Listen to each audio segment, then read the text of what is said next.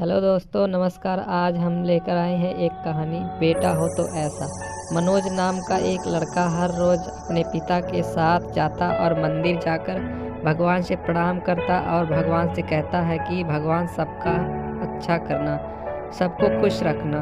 उसके बाद राहुल और उसके पिताजी मंदिर में कोई गरीब इंसान होता तो उसे कुछ ना कुछ खाने को देते और बाद में वो अपने घर चले जाते। घर जाकर राहुल 10 बजे स्कूल में जाता और राहुल को उसके माता पिता जो भी पैसे देते उनसे कुछ पैसे मनोज अपने दोस्त रोहन को दे देता। रोहन एक गरीब परिवार का लड़का था। रोहन के पिताजी की मौत बचपन में ही हो गई थी। रोहन का एक छोटा भाई भी था। दोनों बेटों का भरण पोषण रोहन की माँ ही करती थी। मनोज पहले रोहन के घर जाता और उसके बाद मनोज और रोहन दोनों एक साथ स्कूल में जाते। लेकिन एक दिन की बात है, मनोज हर रोज की तरह अपने पिताजी के साथ मंदिर जाता है और घर वापस आकर अपने पिताजी से कहता है कि पिताजी, आज मुझे स्कूल में टीचर ने फीस लेकर आने को कहा है। तभी मनोज के पिताजी उसे 1000 रुपये देते हैं और कहते हैं कि ये लो मनोज, अपनी स्कूल की फीस भर देना। फीस लेकर मनोज रोहन के घर जाता है। तभी मनोज देखता है कि रोहन का छोटा भाई जोर जोर से रो रहा था और उसकी माँ उसे मार रही थी। तभी मनोज ने कहा कि क्यों आप मार रहे हो?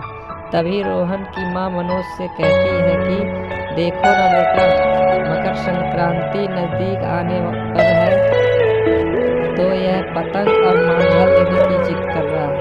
मेरे पास जो भी पैसे मैंने बचा कर रखे थे वो सभी मैंने रोहन को फीस भरने के लिए दे दिए।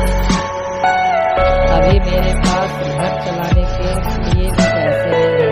मनोज रोहन के छोटे भाई को देखता ही रहता है। तभी रोहन मनोज को कहता है कि चलो मनोज, हमें स्कूल के लिए लेट हो रहा है, और दोनों स्कूल चले गए।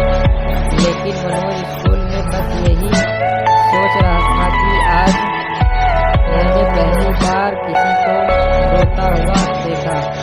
मैं हर रोज पिताजी के साथ मंदिर जाता हूँ और पिताजी ने मांगने पर भी सबको कुछ न कुछ देते हैं, और आज मेरे सामने रोहन की वही जोर जोर से रो रहा था और मेरे पास पैसे होने के बावजूद भी मैं उसकी कोई मदद नहीं कर सका। इस बात को लेकर मनोज बहुत ही चिंतित था और जैसे ही स्कूल की छुट्टी हुई तो मनोज तुरंत एक पतंग और मांझा की दुकान पर पहुंच गया और जो पैसे पिताजी ने फीस के लिए दिए थे उन पैसों से मनोज ने पतंग और मांझा खरीद लिया और वो रोहन के घर चला गया और रोहन के छोटे भाई को दे दिया। इतने सारे पतंग और मांझा को देखते ही रोहन का छोटा भाई बहुत ही खुश हो गया और अपनी माँ से कहने लगा कि देखो माँ, मनोज मेरे लिए इतने सारे पतंग और मांझा लेकर आया है। ये सब देखकर रोहन की माँ की आंखों में आंसू आ गए और उन्होंने मनोज को गले लगा दिया और कहा कि भगवान ऐसा बेटा सबको दे। मनोज के चेहरे पर एक अलग प्रकार की स्माइल थी। वो अंदर ही अंदर बहुत खुश था, क्योंकि इतनी खुशी आज तक उसने कभी महसूस ही नहीं की थी। जब मनोज घर पहुंचा तो उसने अपने पिताजी को सब कुछ सच सच बता दिया।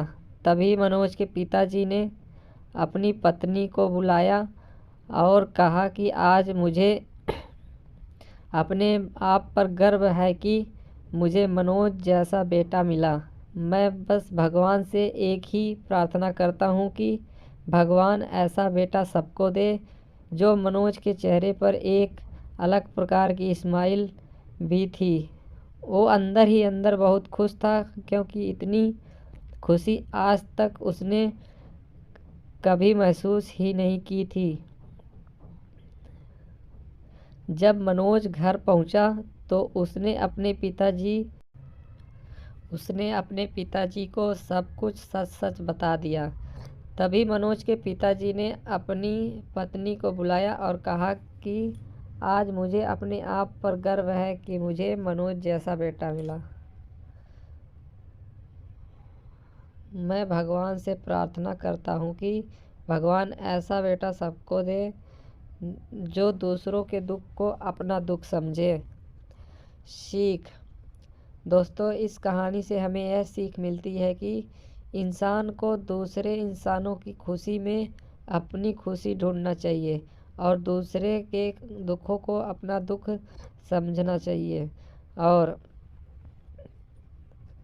ज़रूरतमंदों की सेवा करनी चाहिए, क्योंकि दुनिया की असली खुशी किसी को मदद करने से ही मिलती है।